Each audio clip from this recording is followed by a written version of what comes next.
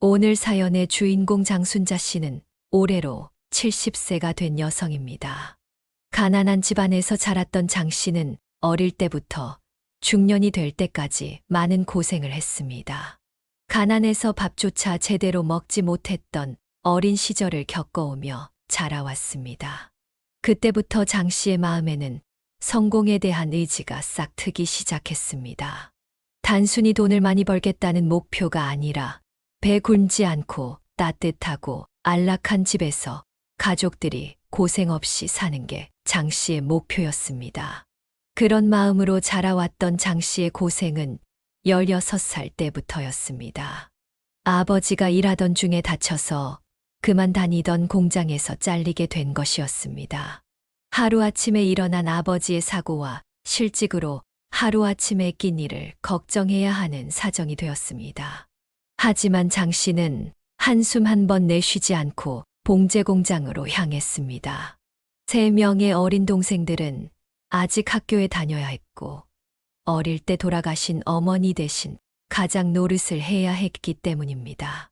아버지, 제가 일하면 되잖아요. 동생들은 학교 다녀야 하니까요. 일은 몸 나으시는 대로 구해보세요. 어린 나이에 들어간 공장에서의 하루는 전쟁 같았습니다. 새벽부터 밤늦게까지 재봉틀 앞에 앉아 있어야 했고 눈은 침침해졌으며 어깨는 돌처럼 굳어갔습니다. 손은 늘 바늘에 찔려 피멍이 들어 있었고 허리는 꼿꼿이 펴지지도 않았습니다. 순자야. 아빠가 미안하다. 너도 학교에 가고 싶었을 텐데 어린 나이에 고생이 많다. 괜찮아요. 아빠, 동생들을 제가 안 돌보면 누가 돌보겠어요. 제가 하고 싶어서 하는 건데요. 처음 받은 월급으로 동생들의 학용품을 사줬을 때 장 씨는 이것이 자신의 길이라고 생각했습니다. 힘들어도 견뎌내야 하는 피할 수 없는 자신의 숙명이라고. 그렇게 5년을 하루 종일 일해왔습니다. 그렇게 장 씨는 공장에서 일을 해가면서 21살의 나이가 되었습니다. 그때 공장에 다니던 언니의 소개로 남편을 만났습니다. 남편은 시골에서 올라와 작은 회사에 다니는 평범한 회사원이었습니다. 남편은 말수가 적었고 이렇다 할 능력도 없었지만 성실해 보였습니다. 비록 능력은 없었지만 말투도 시골 사람 같아서 순한 성격의 소유자였습니다. 장 씨도 남편의 능력보다는 착한 성격을 보고 결혼을 결심하게 되었습니다. 그렇게 결혼을 약속하고 시댁에 처음 인사를 드리러 가게 되었습니다. 재봉 공장에서 일한다고. 공장에서 일하는 아가씨가 우리 아들하고 짝이 될진 모르겠네. 가진 것도 없이 무슨 결혼을 한다는 건지.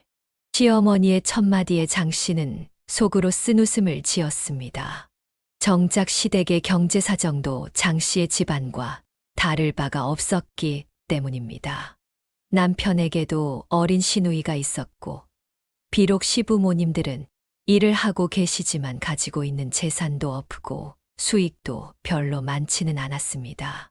그런 시부모님을 보면서 상처받고 슬퍼하기보단 장 씨는 더욱 힘을 내기로 했습니다. 몇 년간 재봉일을 해온 자신의 손을 보면서 이 손으로 가정을 얼마든지 일구어낼 수 있다는 자신감이 있었기 때문입니다. 하지만 결혼 생활은 생각보다 더 고단했습니다. 그동안 번 돈으로 동생들 학비와 생활비에 썼기 때문에 모아놓은 돈은 없었습니다. 남편도 집을 구할 형편은 되지 않았기에 시댁에 들어가 살게 되었습니다. 장 씨도 다른 도시로 시집을 가게 되며 공장을 그만두었기 때문에 새로운 일을 찾아야만 했습니다.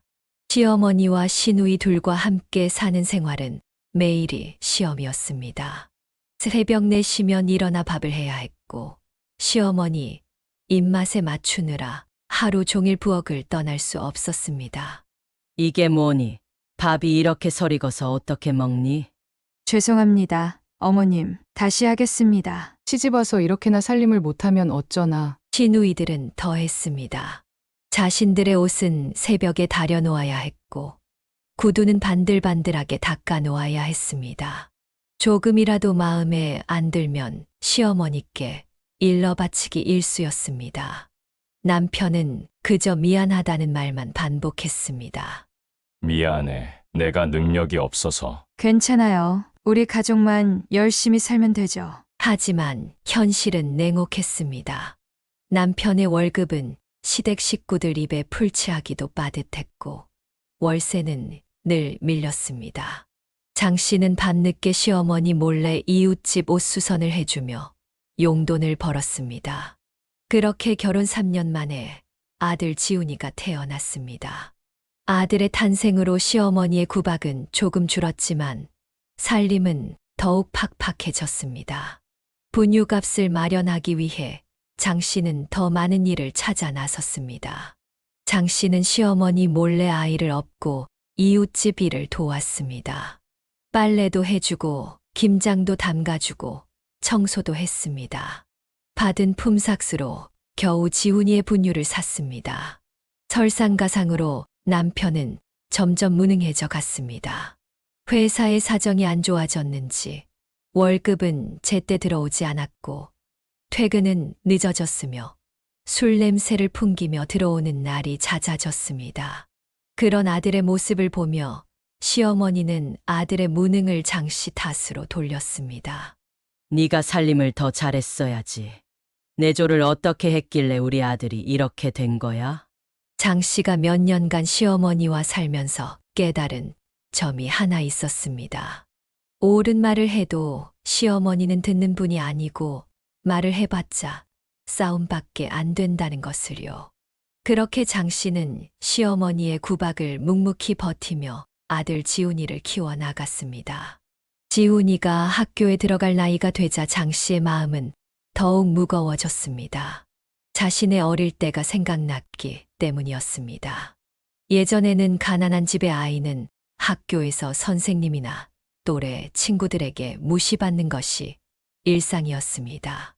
대놓고 촌지를 요구하는 선생들도 있었고 체벌도 가난한 집 아이에게는 더 강하게 이루어졌습니다. 장 씨는 자신의 아들 지훈이도 그런 취급을 받을까봐 걱정이 되었습니다. 어릴 때 다짐했던 자신의 아이는 가난하게 크도록 하지 않겠다는 말을 지키지 못한 것 같아 장 씨는 비참한 마음이 들었습니다. 실제로 남편은 수입이 적었고 시댁은 가난했습니다. 아들 지훈이는 학교 준비물 살 돈도 빠듯했습니다. 남편과 시댁에만 의지할 수 없었던 장 씨는 더 많은 일을 찾았습니다. 불행인지 다행인지 아들이 학교에 가게 되면서 더 많은 시간 동안 일을 할 수 있었습니다. 새벽에는 식당 청소를, 낮에는 반찬 가게 일을, 밤에는 옷수선을 했습니다. 하루에 3시간도 못 자면서 일했지만 살림은 나아질 기미가 보이지 않았습니다. 지훈이는 어린 나이에도 엄마의 마음을 아는지 가난에 대한 불만들은 꺼내지 않았습니다. 그런 형편에서도 지훈이는 혼자 열심히 공부했습니다. 그 모습을 보는 장 씨의 마음은 대견하면서도 안쓰러운 마음이 들었습니다. 지훈이도 커가면서 시간은 흘러갔지만 가난은 떨어지지 않았습니다. 남편은 결국 사정이 안 좋아진 회사에서 잘리고 말았고 그런 아들을 보며 시어머니의 구박은 더욱 심해졌습니다. 하지만 장 씨는 절대 굴하지 않았습니다. 마침내 장 씨는 결심했습니다. 더 이상 남편과 시어머니의 눈치를 보며 살 수는 없었습니다. 남편과 시댁에만 의존해서는 평생 가난을 못 벗어날 것이라는 확신이 들었습니다. 장 씨 자신의 힘으로 이 가난을 벗어나야 했습니다. 아들에게 더 나은 미래를 만들어주기 위해서라도 말이죠. 스스로에게 다짐하며 장 씨의 눈빛이 달라졌습니다. 이제 더 이상 가난에 굴복하지 않겠다는 스스로의 인생을 개척해 나가겠다는 결심이 서린 눈빛이었습니다. 앞으로의 삶이 어떻게 될지는 알 수 없었지만 한 가지는 분명했습니다. 이대로 주저앉을 수는 없다는 것이었습니다. 그런 결심을 한 장 씨가 시장 골목 구석에 있는 조그만 반찬 가게를 시작한 것은 지훈이가 중학교에 입학할 무렵이었습니다. 평생 남의 일만 하다가 처음으로 자신의 가게를 연 것입니다. 물론 시댁에서는 무슨 장사냐며 반대를 했지만 장 씨의 의지를 꺾을 수는 없었습니다. 네가 무슨 장사를 해? 평생 바느질이나 청소랑 빨래만 해왔는데 무슨 반찬을 한다는 거야. 우리 아들이 일할 수 있도록 내조를 하는 게 먼저 아니냐. 어머님, 남편 회사에 잘린 게 제 탓은 아닌 거 어머님도 잘 아시잖아요. 그냥 화풀이 대상이 필요하신 거 저도 다 알아요. 그동안 그냥 참아준 것뿐이에요. 근데 이제는 안 되겠어요. 남편만 믿고 기다리는 것보다는 제 힘으로 집안을 일으키는 것을 선택하겠어요. 그동안 이웃집 일하면서 보증금 정도는 모아놨어요. 제가 번 돈으로 차리는 거니까 그냥 반대만 하지 마시고 응원해주세요. 도와달라는 말씀은 안 드릴게요. 그렇게 장 씨는 시장 구석에 반찬 가게를 열게 되었습니다. 모아놓은 돈이 워낙 적었기 때문에 시장의 좋은 자리에 가게를 차릴 수는 없었습니다. 하지만 처음으로 장 씨는 자신의 가게를 열었다는 사실에 만족했습니다. 이웃들도 걱정했지만 장 씨는 자신이 있었습니다. 아줌마, 여기는 너무 구석에 있어서 장사가 잘 될까 모르겠네. 괜찮아요. 물건이 좋으면 손님들이 찾아오게 되어 있죠. 처음부터 장사가 잘 되지는 않았습니다. 워낙 지나다니는 사람도 적은 구석이었기 때문에 새로 반찬 가게가 생긴 것도 모르는 사람들도 많았습니다. 장 씨는 손님들에게 적극적으로 홍보도 하고 맛 좀 보라면서 지나가는 행인들에게 말을 걸기도 했습니다. 오늘은 김치 3포기만 담가야겠다. 안 팔리면 우리라도 먹으면 되니까. 그러던 어느 날 우연히 가게에 들른 손님 한 분이 장 씨의 인생을 바꿔놓았습니다. 아주머니, 이 김치 정말 맛있네요. 우리 어머니 손맛이 나요. 감사합니다. 신선한 재료로 정성껏 담가서 그럴 거예요. 이런 맛있는 반찬을 파시는데 왜 이런 구석에 계세요? 그 손님은 다음 날 친구들을 데리고 왔고 그 친구들은 또 다른 이웃들을 데리고 왔습니다. 장 씨의 반찬 맛에 대한 소문이 퍼지기 시작한 것입니다. 아줌마, 저희 식당에도 김치 좀 납품해 주세요. 저희 마트에도 반찬 좀 대드실 수 있나요? 장 씨는 밤잠을 줄여가며 주문을 맞췄습니다. 품질은 절대 타협하지 않았고 모든 반찬을 직접 맛을 보고 확인했습니다. 이건 안 돼. 다시 만들어야겠다. 아니, 장씨. 이 정도면 됐지 않나요? 우리 단골 손님 입에 들어가는 음식인데 이 정도면 안 되지. 그렇게 5년이 지나자 가게는 시장에서 가장 잘 되는 반찬 가게가 되었습니다. 이제는 직원도 셋을 두었고 납품 주문도 밀려들었습니다. 그동안의 시부모님은 돌아가셨고 남편은 일을 하기보다는 장 씨를 도와서 물건들을 사오고 반찬 배달을 하는 일을 하게 되었습니다. 그렇게 장 씨는 반찬 가게로 성공을 하게 되었습니다. 재산도 많이 모아놓았고 집도 큰 집으로 이사를 하게 되었습니다. 그리고 마침내 시장 중앙에 큰 가게로 자리를 옮겼습니다. 가게 규모가 커지자 매출도 덩달아 늘었고 장 씨는 번 돈으로 건물 한 채를 장만할 수 있었습니다. 엄마, 우리 이제 부자 된 거예요? 부자는 무슨, 그저 열심히 살아서 조금 나아진 것뿐이야. 하지만 재산이 늘어나면서 아들 지훈이의 태도가 조금씩 변하기 시작했습니다. 대학생이 된 지훈이는 친구들과 어울려 다니며 돈을 펑펑 쓰기 시작했습니다. 엄마, 친구들이랑 여행 가려고 하는데 얼마나 필요한데? 100만 원이면 될 것 같아요. 장 씨는 한숨을 쉬었습니다. 지훈이의 소비 규모가 점점 커져가는 것이 걱정되었습니다. 지훈아, 돈을 쓰는 건 좋은데 그렇다고 이렇게 막 쓰면 안 되지. 에이, 엄마, 이제 우리 잘 살잖아요. 친구들도 다 이렇게 써요. 대학을 졸업하고 직장에 들어간 후에는 더했습니다. 비싼 외제차를 사겠다며 돈을 요구하더니 급기야 사업을 하겠다며 거액을 요구했습니다. 엄마, 제가 좋은 사업 아이템을 찾았어요. 1억만 투자해 주시면. 사업은 무슨 사업? 너가 지금 다니는 회사가 얼마나 좋은데. 이거 진짜 괜찮은 거예요. 제 친구도 이걸로 큰돈 벌었대요. 장 씨는 단호하게 거절했습니다. 안 된다. 네가 번 돈으로 사업을 하고 싶으면 하되 엄마 돈은 안 된다. 엄마는 왜 이렇게 인색해요? 이제 돈 많이 버시잖아요. 하나뿐인 아들한테 그 정도도 못 해줘요. 장 씨는 아들의 태도가 걱정되었습니다. 단순히 돈이 아까워서가 아니었습니다. 자신이 고생해서 번 돈을 아들이 이렇게 쉽게 생각하는 것이 마음에 걸렸습니다. 지훈아, 엄마가 돈을 번 건 너가 펑펑 쓰라고 번 게 아니야. 우리의 미래를 위해서. 알아요. 알아. 그래서 제 미래를 위해서 사업하자는 거잖아요. 이거 진짜 대박 날 것 같다니까요. 하지만 장 씨는 흔들리지 않았습니다. 아들의 반복되는 요구에도 삐치는 모습에도 단호했습니다. 내가 이 재산을 어떻게 모았는지 너는 모르는 것 같구나. 알죠. 엄마 고생하신 거. 아니, 넌 몰라. 정말 모르는 것 같아. 장 씨의 예감은 틀리지 않았습니다. 얼마 지나지 않아 지훈이는 친구에게 돈을 빌려 시작한 사업에서 실패하고 말았습니다. 엄마, 제가 잘못했어요. 도와주세요. 당장 갚아주지 않으면 아들은 신용불량자가 되고 직장에서도 잘리는 상황이었습니다. 안 그래도 사업한다며 직장의 근무 태도가 불량으로 권고사직 대상자가 되었다는 말까지 장 씨의 귀에 들어오기도 했습니다. 장 씨는 아들의 빚을 갚아주면서도 마음이 무거웠습니다.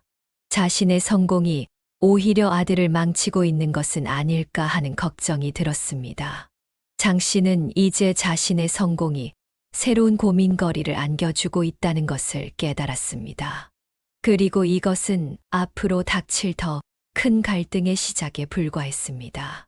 그러던 와중 배달을 가던 남편이 교통사고를 당하는 일이 일어났습니다. 장 씨의 가게를 도와주던 남편은 작은 트럭으로 배달을 하고 있었는데 큰 길에서 그만 대형 화물차와 충돌을 하는 큰 사고가 나고 말았습니다. 원래 건강하다고 생각되는 남편은 아니었지만 큰 병은 없이 살아왔었습니다. 하지만 교통사고 이후로 몇 달 동안이나 입원을 하게 되면서 남편의 건강은 급속도로 악화되었습니다. 외상뿐만 아니라 오랜 병원 생활에 지쳤던 것인지 없었던 당뇨 증상까지 발견되었습니다. 그렇게 남편은 몇 년을 병원 생활을 하다가 결국 숨을 거두었습니다. 남편의 마지막은 조용했습니다. 당뇨 합병증으로 결국 숨을 거두었을 때 장 씨는 눈물 한 방울 흘리지 않았습니다. 대신 장례 절차를 꼼꼼히 챙기고 문상객들을 일일이 맞이했습니다. 그렇게 장례를 치르고 돌아온 밤, 장 씨는 처음으로 남편의 빈자리를 실감했습니다. 30년을 함께 산 사람이었습니다. 비록 능력은 없었지만 착하디 착했던 사람, 자신의 곁을 꿋꿋이 지켜준 사람이었습니다. 여린 마음을 가지고 있어서 그런지 자신의 어머니에게 시집살이를 당하는 장 씨를 지켜주지는 못했지만 뒤에서는 늘 사과하고 위로를 해주는 사람이었습니다. 그래서 장 씨도 자신의 편이 하나는 있다는 생각을 하며 버틸 수 있었고 반찬 가게를 열겠다는 마음을 먹을 수 있었던 것이었습니다. 그런 생각들이 스쳐가면서 장 씨는 장례식장에서도 흘리지 않았던 눈물을 흘리며 남편에 대한 그리움과 미안함을 느끼며 하루를 보냈습니다. 여보, 이제 제가 잘 살아갈게요. 지훈이도 잘 돌볼 테니 걱정 마세요. 다음 날부터 장 씨는 평소처럼 가게 문을 열었습니다. 일이 있어야 정신을 붙잡을 수 있었기 때문입니다. 하지만 몸이 예전 같지는 않았습니다. 이제 나이가 들어 밤새 일하는 것이 전보다 힘들어졌고 무릎도 자주 아팠습니다. 그러던 어느 날 지훈이가 조심스럽게 결혼 이야기를 꺼냈습니다. 어머니, 제가 결혼하고 싶은 사람이 생겼어요. 그래? 어떤 사람인데? 회사 동기예요. 성실하고 착해요. 한번 만나보시겠어요? 예비 며느리는 장 씨의 마음에 들었습니다. 조용하면서도 예의 바른 모습이 보기 좋았고 무엇보다 지훈이를 진심으로 아끼는 게 느껴졌습니다. 어머니, 죄송하지만 신혼집 마련이 저희에겐 좀 버거울 것 같아요. 지훈이의 말에 장 씨는 이미 마음의 준비가 되어 있었습니다. 아들이 모아놓은 돈이 없다는 것은 진작에 알고 있었습니다. 빚도 장 씨가 갚아주었던 마당에 돈이 있을 리가 만무했습니다. 장 씨도 이제 나이도 있고 지쳐서 가게를 이제 정리할 때가 됐다고 생각하던 참이었습니다. 알았다. 내가 도와줄게. 이제 몸도 안 좋고 이참에 가게도 정리해야 할 것 같구나. 어머니, 몸이 많이 안 좋으신가요? 그런 건 아닌데 이제는 좀 쉬고 싶어서. 사실 장 씨는 최근 들어 자주 어지럼증을 느꼈습니다. 의사는 과로와 스트레스를 원인으로 지목했고 충분한 휴식을 권했습니다. 가게를 정리하기로 한 결정을 직원들에게 알렸을 때 모두가 아쉬워했습니다. 사장님, 정말 가게를 접으시는 거예요? 그래. 20년 넘게 했으니 이제 됐지. 사장님 덕분에 저희가 얼마나 많이 배웠는지 몰라요. 오랫동안 함께 일한 직원들은 눈시울을 붉혔습니다. 장 씨는 그들에게 퇴직금 외에도 특별 위로금을 챙겨주었습니다. 여러분 덕분에 제가 여기까지 올 수 있었어요. 고마워요. 가게 매각 대금은 예상보다 컸습니다. 20년 넘게 쌓아온 신용과 단골이 가게의 가치를 높여준 덕분이었습니다. 제일 오래 같이 일해온 직원이 가게를 이어받고 싶다는 의사를 밝혔습니다. 장 씨는 그렇게 가게의 명의와 권리금을 받고 넘겨주었습니다. 장 씨는 이 돈으로 아들의 신혼집을 마련해 주기로 했습니다. 신혼집을 마련하라며 건넨 돈을 보며 아들은 깜짝 놀랐습니다. 어머니, 이렇게 큰 돈을 주시는 거예요? 어머니가 웬일이세요? 그래. 이제 결혼도 했고 새 출발하라는 의미야. 나도 이제 가게도 넘겨주었으니 새 출발해야지. 나는 나대로 잘 살 테니 이제 내 손 벌릴 생각 말고 잘 살 생각만 해라. 결혼도 했는데 이제 가정도 생각해야지. 실제로 장 씨는 노후를 위해 충분한 재산을 준비해 두었습니다. 가게를 하면서도 틈틈이 부동산에 투자했고 적금과 보험도 들어두었습니다. 거기에 가게를 판 돈까지 있었으니 재산은 충분했습니다. 남편의 오랜 투병 생활로 인해 많은 돈이 들어갔긴 했지만 그래도 아파트 한 채를 신혼집을 마련해 주고도 남을 만큼 여유가 있었습니다. 그렇게 결혼식 날 장 씨는 홀로 서서 신랑 신부를 바라보았습니다. 남편이 옆에 있었다면 얼마나 좋았을까 하는 생각이 들었지만 이내 마음을 다잡았습니다. 여보, 우리 아들 장가 가는 걸 못 보고 가셨네요. 식이 끝나고 장 씨는 새 신부를 꼭 안아주었습니다. 앞으로 잘 살아. 어려운 일 있으면 언제든 엄마한테 와. 네, 어머님. 감사합니다. 이제 장 씨는 새로운 일상을 맞이했습니다. 평생 일만 하다가 처음으로 자신만의 시간을 가질 수 있게 되었습니다. 운동도 시작했고 친구들도 자주 만났습니다. 이제야 좀 사람답게 사는 것 같네. 건강도 조금씩 나아졌습니다. 규칙적인 생활과 충분한 휴식 덕분이었습니다. 주말이면 아들 내외가 찾아왔고 함께 식사를 하며 도란도란 이야기를 나누었습니다. 장 씨는 진심이었습니다. 긴 인생의 고단한 여정을 지나 마침내 편히 쉴 수 있는 시간이 온 것 같았습니다. 돈 걱정도 없었고 건강도 회복되었으며 아들도 잘 살고 있었습니다. 하지만 장 씨는 알지 못했습니다. 이 평화로운 시간이 오래가지 않으리라는 것을. 그리고 앞으로 더 큰 시련이 그녀를 기다리고 있다는 것을 말입니다. 결혼한 지 6개월이 지났을 무렵 아들 지훈이가 장 씨를 찾아왔습니다. 평소와 다른 무거운 표정이었습니다.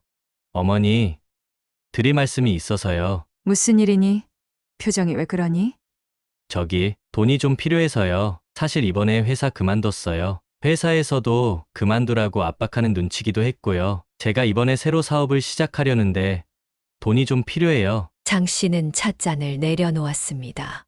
신혼집까지 마련해 주었는데 또 돈이 필요하다니 뭔가 석연치 않았습니다. 얼마나? 3억 정도요. 은행에서 대출을 알아봤는데 제가 신용도가 낮아서 장 씨는 아들의 말을 끊었습니다. 3억이나 필요하다고? 그건 그렇고 왜 대출이 안 나는데? 그게 결혼하면서 들어간 카드값이 좀 있어서 역시나 싶었습니다. 신혼집도 장 씨가 돈을 주어서 마련했는데 무슨 카드값이 있다는 건지 의문이 들었습니다. 장 씨는 서랍에서 종이를 꺼냈습니다. 각서 써라. 네, 어머니. 저한테까지 그러실 필요는 왜? 너가 내 아들이라고 갚지 않아도 된다는 거니? 장 씨의 목소리에는 단호함이 묻어났습니다. 언제까지 갚을 건지, 매달 얼마씩 갚을 건지 정확하게 적어. 이자도 은행 이자만큼 쳐서. 지훈이는 당황한 기색이 역력했습니다. 어머니가 이렇게까지 나올 줄은 예상하지 못했던 듯 했습니다. 어머니, 제가 꼭 갚을게요. 각서까지는 각서가 싫으면 돈도 없다. 너가 은행에서 대출 받으려고 해도 서류를 쓰잖니. 가족끼리 무슨 각서냐면서 오히려 아들 지우는 화를 내며 돌아갔습니다. 장 씨는 자신이 너무했나 싶었습니다. 하지만 그동안 아들의 행적을 볼 때 그냥 주었다가는 돈을 빌려주는 것이 아닌 증여였습니다. 게다가 장 씨에게도 3억이라는 돈이 작은 돈은 아니었습니다. 그동안 번 돈은 남편의 병원비와 아들의 신축 아파트를 마련하는데 거의 다 쓰였기 때문이었습니다. 3억을 주게 되면 지금까지 지훈 씨를 미루어 보았을 때 안정적이던 장 씨의 노후가 불안해질 정도였기 때문에 그냥 줄 수는 없는 노릇이었습니다. 장 씨는 각서를 통해 아들에게 매달 50만 원씩 상환하고 이자도 연 3%를 붙이기로 했습니다. 물론 아들은 그 요구를 돈에 대해 인색한 어머니라며 거절을 하고 돌아갔습니다. 하지만 이것은 시작에 불과했습니다. 아들은 지속적으로 돈을 요구했습니다. 어머니, 정말 안 되세요? 어머니 그동안 모아놓은 재산 꽤 되시는 거 다 알고 있어요. 하나뿐인 아들한테 이 정도도 못 해주세요? 내가 너한테 돈을 안 줬니? 아파트도 해주고 예전에 빚도 갚아주고 다 해줬잖니. 그리고 너의 아버지 병원비로도 그동안 얼마나 나갔는데 나도 3억을 선뜻 주기는 어려워. 갚는다는 보장만 하면 내가 빌려주겠다고 말했잖아. 장 씨는 고개를 저었습니다. 아들은 이번에도 화를 내며 돌아갔습니다. 장 씨의 단호한 거절에 지훈이의 아내도 찾아왔습니다. 어머님, 너무하시는 거 아닌가요? 어머님께는 충분한 돈이 있으시잖아요. 장 씨는 차가운 목소리로 대답했습니다. 그래. 돈은 있다. 하지만 그 돈은 내가 평생 일해서 모은 거야. 그냥 두면 다 날릴 게 뻔한데 이렇게 허무하게 날리고 싶진 않구나. 어머님도 젊을 때 힘드셨을 때 도움받지 않으셨나요? 그래서 더 잘한다. 돈 거래는 정확해야 한다는 걸. 그렇게 돈 문제로 아들 내외에 서먹해진 상태로 얼마간의 시간이 흘렀습니다. 그러던 어느 날 아들 부부가 술에 취했는지 찾아왔습니다. 어머니는 왜 그렇게 돈밖에 모르세요? 돈밖에 모르는 게 아니라 책임을 아는 거야. 그러자 아들은 어릴 적 이야기를 꺼내며 어머니에게 따지듯이 말했습니다. 엄마는 가족보다 돈이 더 중요한 거죠? 그때 왜 그랬어요? 제가 얼마나 창피했는지 알아요? 도시락도 제대로 못 사가고 친구들이 날 어떻게 봤는지 알아요? 매일 양말에 구멍 난 채로 학교 다니면서 얼마나 무시받았는지 아시냐고요. 장 씨는 아들의 얼굴을 바라보았습니다. 장 씨는 아들이 고등학생이 되던 때부터는 반찬 가게가 성공해서 아들에게 부족하게 해주지 않았다고 생각했습니다. 하지만 아들의 기억 속에는 여전히 가난했던 어린 시절의 상처가 남아 있었나 봅니다. 밥도 잘 못 먹고 다니고 학교 다니던 때에 선생님이 절 어떤 눈으로 보셨는지 아세요? 반찬도 변변찮아서 친구들이랑 도시락 가는 시간이 제일 무서웠다고요. 장 씨의 눈시울이 붉어졌습니다. 그때는 정말 최선을 다했는데 아들의 기억 속에는 전부 부족하고 모자란 어머니로만 남아 있었습니다.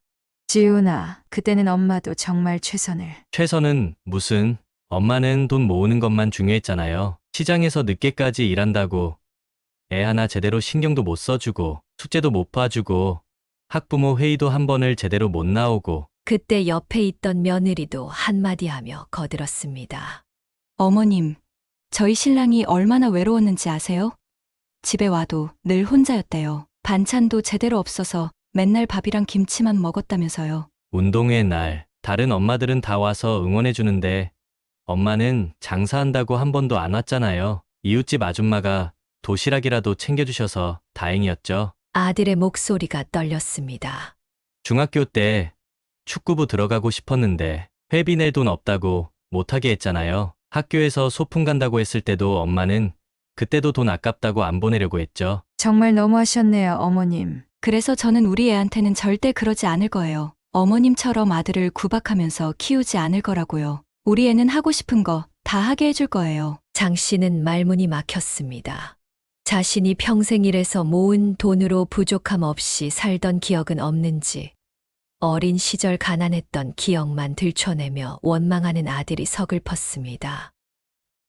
너 지금 좋은 아파트에 사는 것도 사업 말아먹고도 회사에 다닐 수 있었던 것도 다 엄마가 그때 고생해서 모은 돈으로 도와준 거야. 이제 와서 그런 말씀 마세요. 엄마는 그때도 돈만 벌었지 정작 저한테는 써주지도 않았잖아요. 다 모아두기만 하고 정작 제가 필요할 때는 숨기시잖아요. 아들은 이제 어린 시절의 가난을 핑계로 장 씨의 재산을 자신의 것인 양 여기고 있었습니다. 그 돈이 어떻게 모였는지, 엄마가 얼마나 고생했는지는 안중에도 없었습니다. 그래, 너가 그렇게 생각한다면 이제 알겠다. 장 씨는 그제서야 깨달았습니다. 아들에게 자신은 가난했던 시절에 아무것도 챙겨주지 않은 엄마로만 기억될 뿐, 그 이상도 이하도 아니라는 것을, 그리고 그런 기억을 핑계로 자신의 재산을 탐내고 있다는 것을. 장 씨는 자신의 선택이 옳았는지 의문이 들었습니다. 남편도 떠난 지금 가족이라곤 아들 하나뿐인데 돈 때문에 이런 사이가 되는 것이 옳은 것인지, 이게 정말 맞는 건지 하는 생각이 들었습니다. 그래서 자신의 노후에 필요한 최소한의 재산만을 남겨두고 나머지를 정리해서 아들에게 주기로 결심했습니다. 장 씨는 서랍에서 통장들을 꺼내며 한숨을 내쉬었습니다. 평생을 모은 재산이었습니다. 남은 재산들을 다 정리하면 아들 내외가 바라는 대로 해줄 수 있을 것 같았습니다. 자신은 조그만 집만 얻어 남은 여생을 보내면 되겠지 싶었습니다. 장 씨는 유서처럼 재산 정리 내역을 적어 내려갔습니다. 문득 어린 시절 아들 등교 준비를 시키며 했던 다짐이 떠올랐습니다. 자신의 자식은 가난하게 크지 않겠다는 다짐이었습니다. 지금 생각해보니 그런 마음에 일만 했던 과거에 대한 회의감도 몰려왔습니다. 경제적으로 가난하게 키우진 않았지만 마음을 가난하게 키운 건 아닌지 자신에 대한 원망도 있었습니다. 그렇게 후회와 원망을 가진 채로 장 씨는 아들에게 건넬 3억을 준비하게 되었습니다. 그렇게 준비를 하던 와중에 아들이 선뜻 장 씨에게 찾아와서 사과의 말을 전했습니다. 어머니, 제가 잘못했습니다. 아들이 고개를 숙인 채 장 씨의 집을 찾아왔습니다. 며칠 전 술에 취해 큰 소리를 치며 어린 시절 원망을 쏟아냈던 모습은 찾아볼 수 없었습니다. 지난번 제가 한 말 정말 죄송합니다. 술에 취해 그만.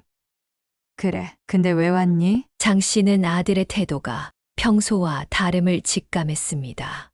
이렇게 공손한 모습은 늘 무언가 부탁할 일이 있을 때뿐이었기 때문입니다.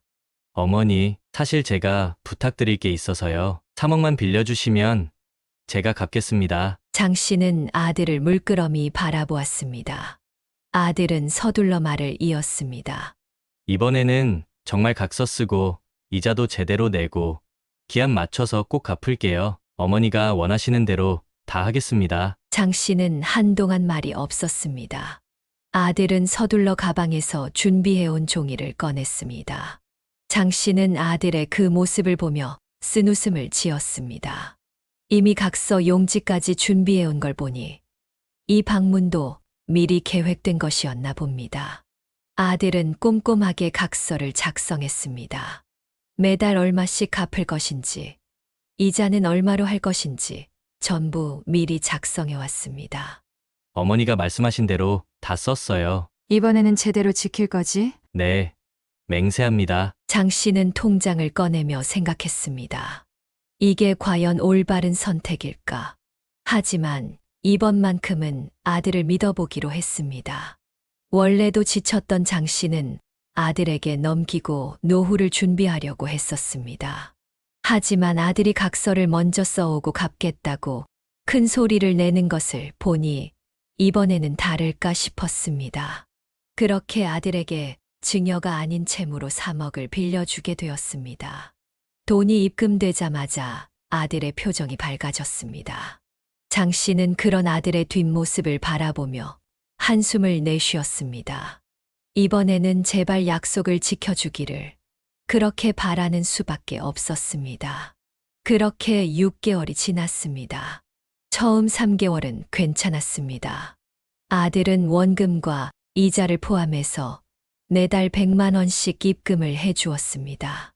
장 씨도 이번에는 아들이 정신을 차리고 돈을 갚기 위해 열심히 하는구나 싶었습니다. 그리고 돈의 소중함을 알게 되었겠구나 싶었습니다. 하지만 그것도 잠시뿐이었습니다. 4개월째부터 지훈이는 처음 빌린 돈을 제대로 갚지 못하고 있었고, 그때마다 변명거리를 늘어놓았습니다. 장 씨는 매달 첫째 주가 되면 통장 잔고를 확인했습니다. 아들과 약속한 상환일이었기 때문입니다. 하지만 3개월째 입금 알림은 오지 않았고, 대신 아들의 변명 문자만 들어왔습니다. 어머니, 이번 달은 사정이 좀 어려워서요. 다음 달에는 꼭 보내드릴게요. 지훈아, 그래도 약속한 날짜는 지켜야지. 죄송해요. 상황이 좋아지면 바로 보내드릴게요. 걱정하지 마세요. 장 씨는 아들의 이런 태도가 점점 걱정되었습니다. 쉽게 돈을 빌리려 하고 갚을 생각이 불분명한 이런 태도가 앞으로 어떤 결과를 가져올지 뻔히 보였기 때문입니다. 그러던 어느 날 며느리가 울면서 찾아왔습니다. 어머님, 저희가 너무 힘들어요. 조금만 도와주세요. 그냥 돈 안 받으시면 안 돼요? 그 돈 당장 없으셔도 어머님 사는데 지장은 없으시잖아요. 힘들면 더 열심히 살아야지. 돈 빌려달라고 찾아올 때랑 왜 말이 달라? 이번엔 정말 다르다고 생각했는데. 그러자 며느리의 태도가 돌변했습니다.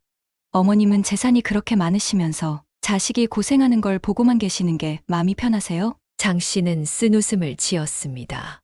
내가 평생 일해서 모은 돈이지. 하지만 그 돈을 함부로 써버리면 나중에 나도 너희도 다 힘들어질 거야. 결국 지훈이 부부와 장 씨의 관계는 서서히 냉각되어 갔습니다. 주말마다 찾아오던 발걸음도 뜸해졌고 전화도 줄어들었습니다. 물론 돈은 갚지 않았습니다. 하지만 장 씨는 자신의 원칙을 꺾지 않았습니다. 아들이기에 더욱 엄격해야 한다고 생각했습니다. 이것이 결국 아들을 위한 길이라 믿었기 때문입니다. 지훈아, 당장 돈을 못 갚겠으면 앞으로 어떻게 할 건지에 대해 말을 해줘야지. 내가 빚쟁이도 아니고 너한테 돈 달라고 독촉하는 것도 아니야. 이건 돈보다도 예의 문제야. 언제까지 얼마가 부족하고 어디에 쓸 건지 어떻게 갚을 건지 말을 해줘라. 장 씨의 마지막 말에 지훈이는 아무 말도 하지 않았습니다. 돈을 빌려줄 때부터 장 씨는 직감적으로 느끼고 있었습니다. 아들이 돈을 갚는다는 말이 거짓이었을 것이라고요. 그리고 그녀의 예감은 틀리지 않았습니다. 처음에는 어차피 물려주려고 했던 돈이니 어쩔 수 없다고 생각했습니다. 하지만 시간이 지날수록 아들 부부의 생활은 달라지고 있었습니다. 오랜만에 들린 시장에서 상인들의 수군거림이 장 씨의 귀에 들려왔습니다. 장 씨 아들 부부 요즘 잘 나가나 봐. 차도 좋은 걸로 바꿨다면서? 돈이라면 철저한 장 씨가 그 차를 사줬을 리는 없고 아들이 요즘 잘 버는 거 맞지? 분명 돈이 없다고 했던 아들이었습니다. 돈이 생기면 갚겠다고 말했었습니다. 가족인 엄마에게는 철저하게 자신이 수입에 대해 철저히 숨기던 아들이 밖에서는 아니었나 봅니다. 아들이 돈을 잘 벌고 있다는 것은 장 씨를 제외한 시장 상인들도 모두 알고 있었습니다.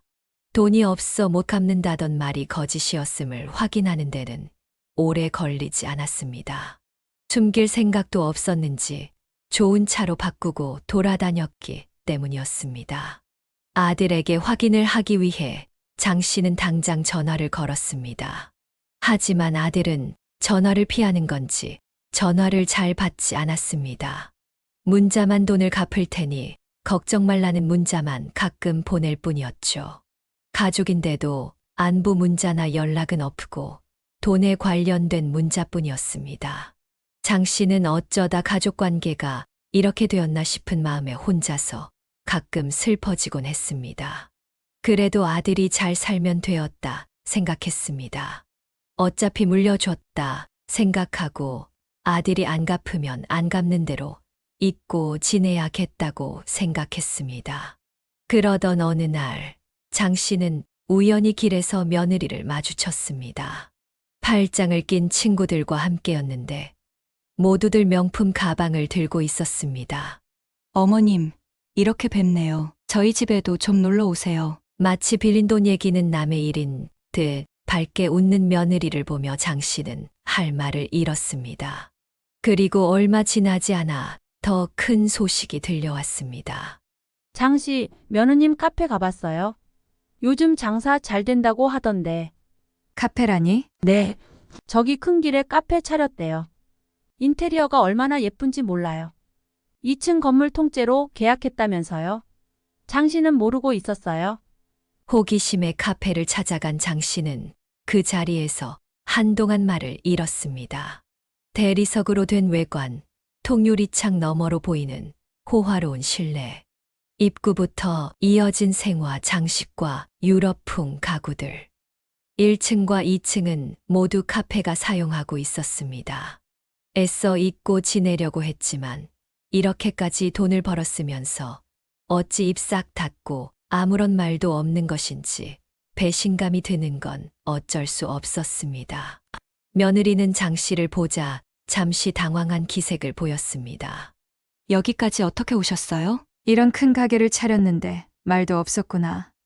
아, 그게 깜짝 선물로 보여드리려고 했어요. 어머님도 은퇴하시고 여기서 쉬시라고요. 며느리의 말투에는 미안함도 부끄러움도 없었습니다. 오히려 자신의 성공을 자랑스러워하는 듯했습니다. 카페 안은 2030대 젊은 여성들로 가득했고 테이블마다 비싼 디저트와 음료가 놓여 있었습니다. 이거 차리려고 돈을 빌린 거였니? 어머님, 그게 저희도 이제 자리 잡으려고 하는 거예요. 이거 다 빚이에요. 빚이랑 이자 갚느라 아직 수입은 없어요. 돈은 갚을 테니 너무 걱정 마세요. 집으로 돌아오는 길, 장 씨는 마음이 무거웠습니다. 카페 인테리어만 해도 수천만 원은 들어 보였습니다. 거기에 임대료, 보증금까지 생각하면 어마어마한 돈이 필요했을 텐데 그 돈이 다 어디서 났을까요? 시장 사람들 사이에서는 아들 부부의 호화로운 생활이 화제가 되었습니다. 토요일마다 골프 치러 간대요. 둘 다 골프웨어도 새로 맞췄다면서. 와이프는 피부관리실 다니느라 바쁘대요. 한 번 가면 100만 원은 기본이라던데. 그러니까 말이야. 돈이 어디서 나길래 저렇게 쓰는지. 장 씨는 이런 이야기를 들을 때마다 가슴이 아팠습니다. 돈을 갚지 않는 것도 서러운데 오히려 그 돈으로 호화로운 생활을 하는 모습을 보는 것은 더욱 견디기 힘들었습니다. 모든 것이 흥청망청이었습니다. 정작 약속한 상환금은 한 푼도 갚지 않으면서 그런 행동을 하는 것에 대해 정말 괴로운 마음이 들었습니다. 돈이 궁해서나 돈이 없어서가 아니었습니다. 마지막으로 믿어보기로 한 아들의 배신과 별로 숨길 마음도 없어 보는 기만은 장 씨의 마음에 큰 상처가 되었습니다. 가게는 그만두었지만 아직도 안면이 있는 시장 단골들은 장 씨를 걱정했습니다. 장 사장, 아들한테 재산 다 줬다는 게 사실이야? 노후는 다 되어 있는 거지? 장 씨는 이제 더 이상 아들의 문자도 확인하지 않았습니다. 매번 같은 변명, 같은 거짓말 뿐이었으니까요.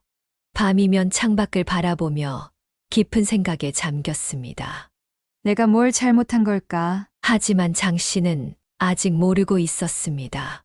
이것이 끝이 아니라는 것을, 아들 부부가 더 큰 배신을 준비하고 있다는 것을 말입니다. 그리고 그 배신은 그녀가 상상조차 하지 못했던 방식으로 다가올 것이었습니다. 엎친 데 덮친 격으로 겨울이 찾아오면서 장 씨의 건강이 급격히 나빠지기 시작했습니다. 정신적으로 스트레스를 많이 받아온 것이 몸에 영향을 미친 것이었습니다. 게다가 평생 일만 하며 살아온 무릎은 이제 제 역할을 하지 못했고 찬바람이 불 때마다 관절이 쑤셨습니다. 장 씨, 병원 한번 가보는 게 어때요? 걸음걸이가 많이 불편해 보여요.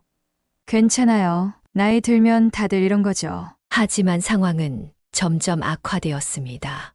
어느 날 아침 화장실에 가다가 그만 주저앉고 말았습니다. 혼자 일어날 수가 없었습니다. 119를 불러 병원에 실려갔을 때 의사는 수술이 필요하다고 했습니다. 인공관절 수술을 받으셔야 할 것 같습니다. 더 미루면 걷기 힘들어질 수 있어요. 수술 날짜가 잡혔다는 소식에 아들 부부는 뜻밖의 반응을 보였습니다. 어머니, 수술비가 얼마나 든다고 하던가요? 보험 적용되니까 걱정 말거라. 그래도 간병인도 써야 하고 병원비도 만만치 않을 텐데. 며느리의 말투에는 걱정이 아닌 부담스러움이 묻어났습니다. 아들에게 준 돈만 다 합치면 수술을 몇 번을 받고도 남을 정도였습니다. 장 씨는 아들 내외의 태도에 마음이 아팠습니다. 병원에 입원해 있는 동안에도 아들 부부는 바쁘다는 핑계로 거의 찾아오지 않았습니다. 대신 카페 사진과 호화로운 식사 자랑은 가게 홍보용 홈페이지에 매일같이 올라왔습니다. 장 씨, 아들은 병원에 안 오나? 바빠서 카페도 운영해야 하고. 그래도 어머니가 당장 내일 수술하시는데 직원들도 있을 텐데. 수술 당일에 간호사가 장 씨에게 물었습니다.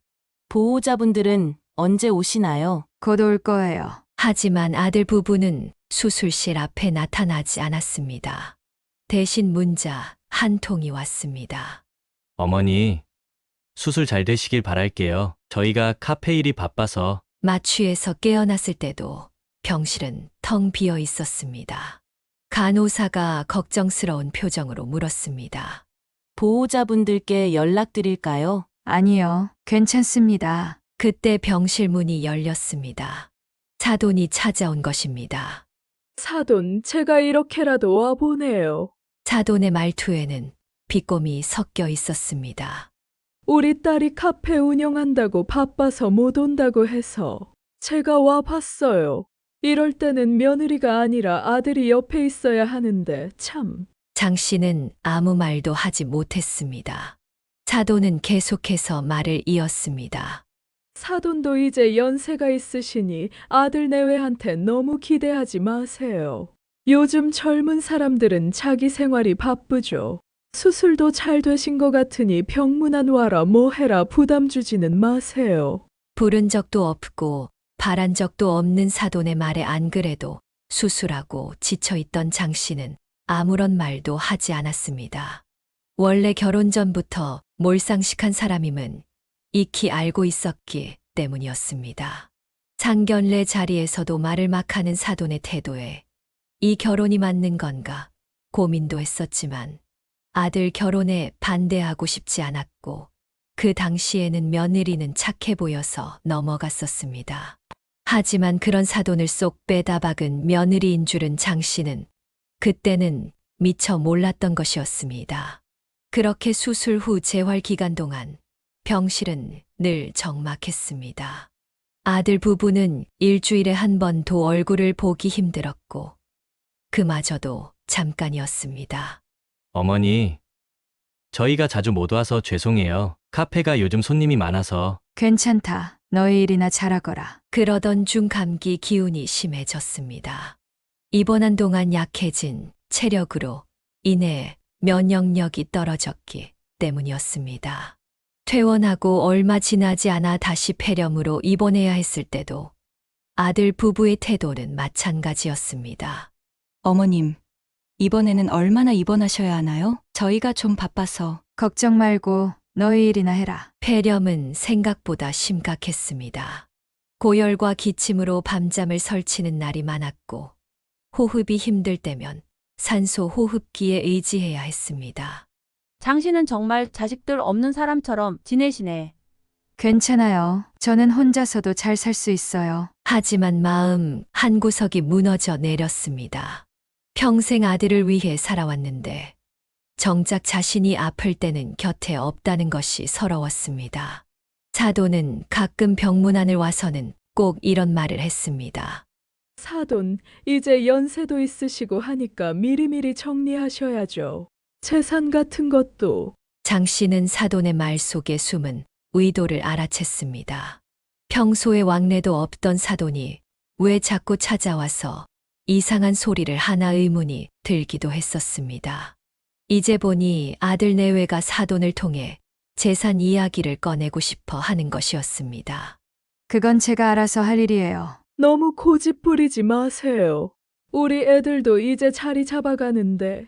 병원 생활이 2달째 접어들었을 때 장 씨는 문득 깨달았습니다.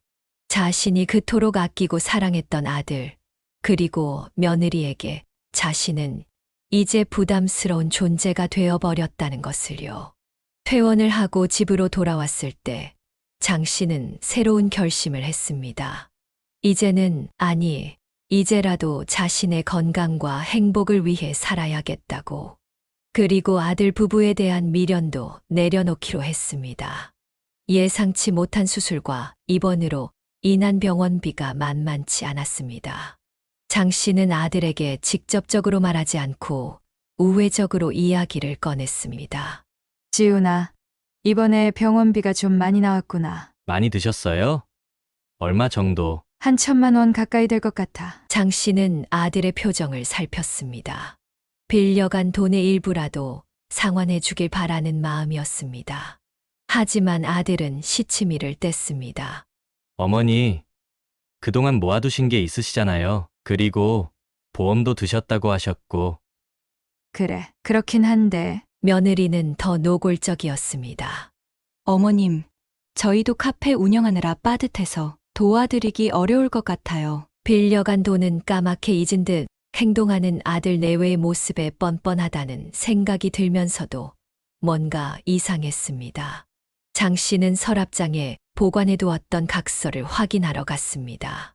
분명히 맨 아래 칸에 넣어두었던 각서가 보이지 않았습니다. 이상하네. 분명히 여기 있었는데. 불안한 마음에 서랍을 뒤지던 중 문득 지난주 아들이 다녀간 것이 떠올랐습니다. 그때 잠시 방에 혼자 있었던 것이 기억났습니다. 의심이 확신으로 바뀌는 데는 오래 걸리지 않았습니다.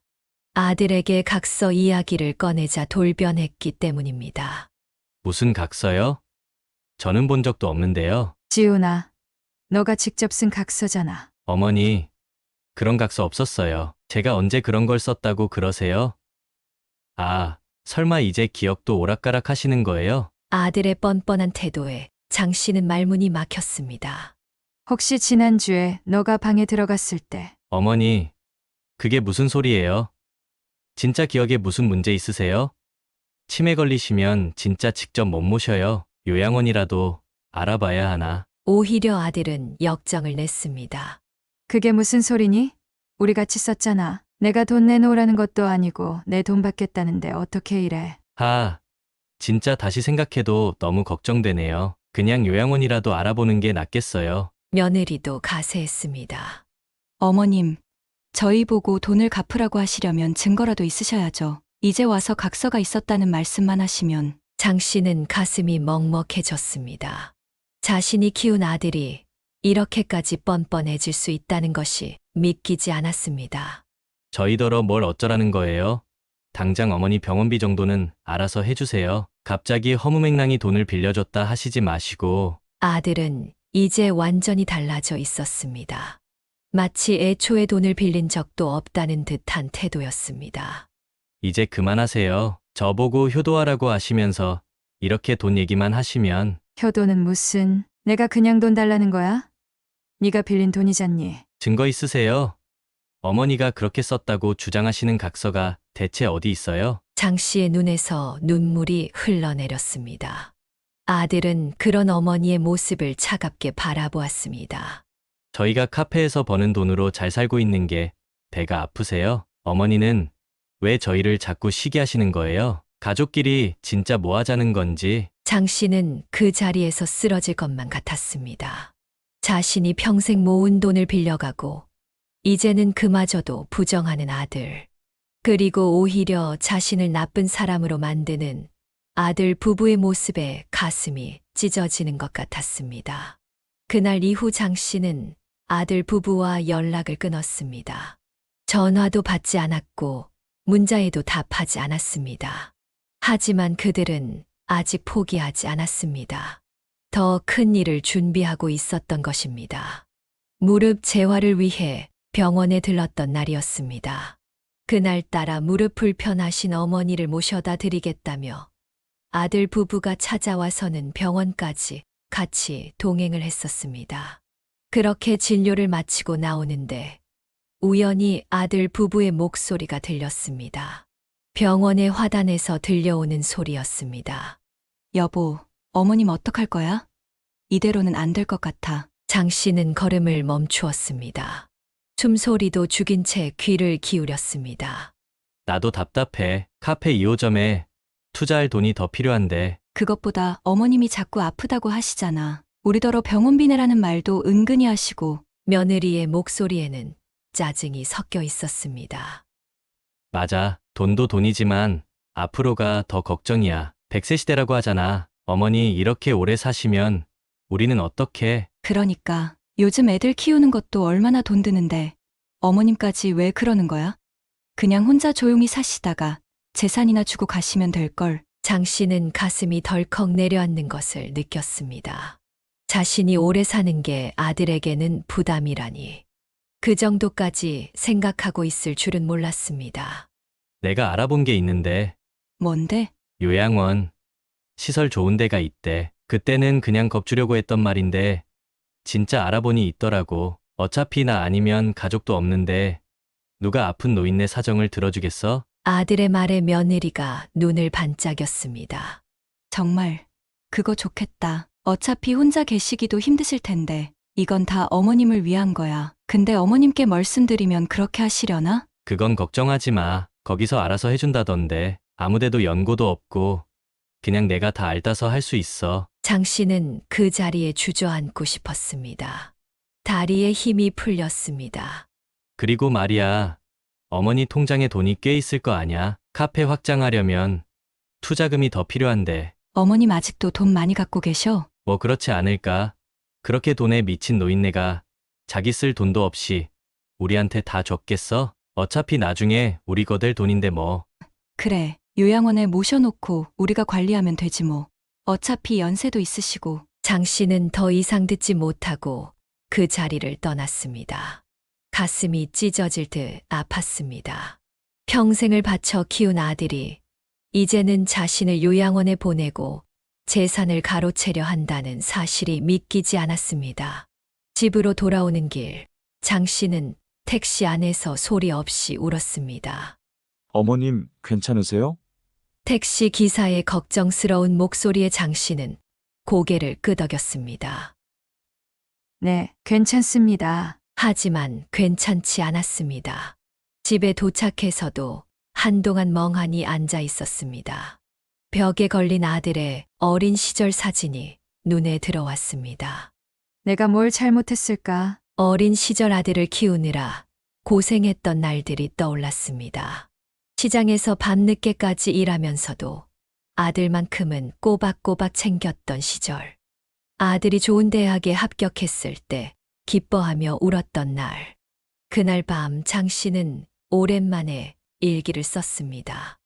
오늘 나는 내 아들의 진심을 들었다. 내가 오래 사는 게 걱정이라고 했다. 요양원에 보내고 내 돈을 가져가고 싶다고 했다. 이게 내 아들의 진짜 마음이었구나. 장 씨는 일기장을 덮고 창밖을 바라보았습니다. 이제는 무언가를 결심해야 할 때였습니다. 더 이상 자신을 속이지 않고 현실을 직시해야 했습니다. 이제 진짜 다른 생각 없이 나도 내 삶을 살아야겠구나. 하지만 그 결심을 실행에 옮기기도 전에 아들 부부는 더 충격적인 행동을 준비하고 있었습니다. 장 씨가 아직 모르는 그들의 계획은 어쩌면 지금까지의 배신보다 더 큰 상처가 될 것이었습니다. 밤이 깊어가는데도 장 씨는 잠을 이루지 못했습니다. 창밖으로 보이는 달빛이 유난히 쓸쓸해 보였습니다. 장 씨는 며칠 동안 잠을 이루지 못했습니다. 아들 부부의 대화를 들은 후 무언가 결단을 내려야 한다는 생각이 머릿속을 맴돌았습니다. 이대로는 안 되겠어. 다음 날 아침 일찍 장 씨는 변호사 사무실을 찾았습니다. 오랫동안 거래해온 믿을 만한 변호사였습니다. 사장님, 오랜만입니다. 무슨 일이시죠? 변호사님, 제가 아들 내외와 법적으로 정리를 하고 싶습니다. 장 씨는 천천히 이야기를 풀어나갔습니다. 아들에게 해준 아파트, 각서를 받고 빌려준 돈, 카페 운영 사실, 그리고 우연히 들은 대화까지. 변호사는 고개를 끄덕이며 경청했습니다. 아파트의 경우에는 아들 명의로 구매하신 거고 이미 시간이 오래되어서 어려울 수도 있습니다. 증여 취소가 그렇게 쉽지는 않거든요. 각서까지 있으시고 카페는 어머님의 돈으로 시작한 거라 회수가 가능해요. 그렇게 해주세요. 이제는 더 이상 속지 않을 거예요. 변호사는 서류 작업을 시작했습니다. 카페에 대한 소유권 주장, 대여금 반환 청구, 모든 것을 꼼꼼하게 준비했습니다. 어머님, 정말 이렇게 하시겠습니까? 아드님인데. 네. 이제는 해야 할 것 같아요. 제 인생도 중요하니까요. 법적 조치가 시작되자 아들 부부가 황급히 찾아왔습니다. 어머니, 이러시면 안 됩니다. 저희가 잘못했어요. 지훈아, 이제 와서 그런 말이 무슨 소용이 있니? 어머님, 카페만은, 제발 카페만은. 며느리의 애원도 소용없었습니다. 장 씨의 마음은 이미 굳어져 있었습니다. 아들의 얼굴이 창백해졌습니다. 어머니가 이렇게까지 할 줄은 예상하지 못했던 것입니다. 나를 요양원에 보내고 내 재산을 가로채려 했던 너의 계획 다 들었다. 그건 그냥 한 말이었어요. 진심이 아니었는데. 이제 와서 그럼 변명이 통할 거라고 생각하니? 법원의 결정은 신속했습니다. 카페의 자본금이 100% 장 씨의 자본에서 나온 사실이 인정되었습니다. 통장 거래 내역도 있었기 때문에 확인이 가능했습니다. 아들은 미처 몰랐겠지만 사실 장 씨가 변호사에게 맡겨놓은 각서의 원본이 있었습니다. 공증을 받아놓고 사본을 받아 보관하고 있던 것을 아들이 없애버린 것이었죠. 여러 증거들이 뒷받침되었고 카페의 소유권은 장 씨에게 있음이 인정되었습니다. 법원에서는 각서에 따른 대여금에 대한 이자 반환 명령도 내려졌습니다. 이제 너희는 더 이상 이 카페에 오지 마라. 내가 직접 운영할 테니. 어머니, 그래도. 너희랑은 이제 끝이야. 더 이상 할 말 없다. 장 씨는 카페를 정리했습니다. 새로운 사람들을 고용하고 분위기도 바꾸었습니다. 화려했던 인테리어는 좀 더 편안한 분위기로 바꾸었고 메뉴도 새롭게 구성했습니다. 당장 처분하기에는 그래서 운영을 해보기로 했던 것인데 카페는 의외로 잘 운영되었습니다. 장 씨 특유의 정직함과 친절함이 손님들의 마음을 사로잡았습니다. 수익도 안정적으로 발생했고 단골 손님도 늘어갔습니다. 원래도 이 지역에서 반찬 가게를 하며 많이 알려져 있었기 때문에 가능했던 것이었죠. 그동안 자신이 잘 살아왔다는 생각이 들었습니다. 아들 부부는 몇 번 더 찾아왔지만 장 씨는 단호했습니다.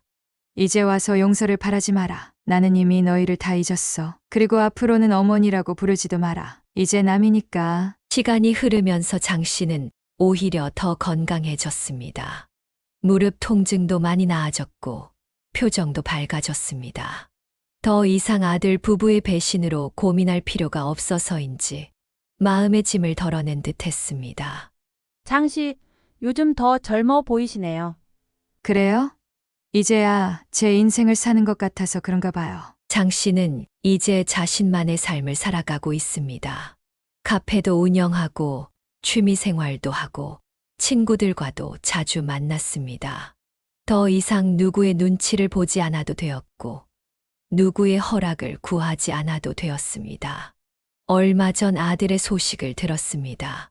한 번 성공했던 사업의 맛을 못 잊었는지 아파트를 담보로 대출을 하여서 무리하게 사업을 벌이다가 말아먹었다는 소식이었습니다. 결국 아들은 카페를 잃은 것도 모자라서 아파트마저 잃게 된 것이었습니다. 장 씨는 마음 한편으로는 안타까운 마음이 들기도 했지만 아들이 그 일로 인해 찾아온다면 철저하게 모른 척하기로 굳게 마음 먹었습니다. 저녁 무렵 카페 창가에 앉아 노을을 바라보는 장 씨의 얼굴에는 평화로운 미소가 어려 있었습니다. 이제 그녀의 인생은 새로운 장을 향해 나아가고 있었습니다.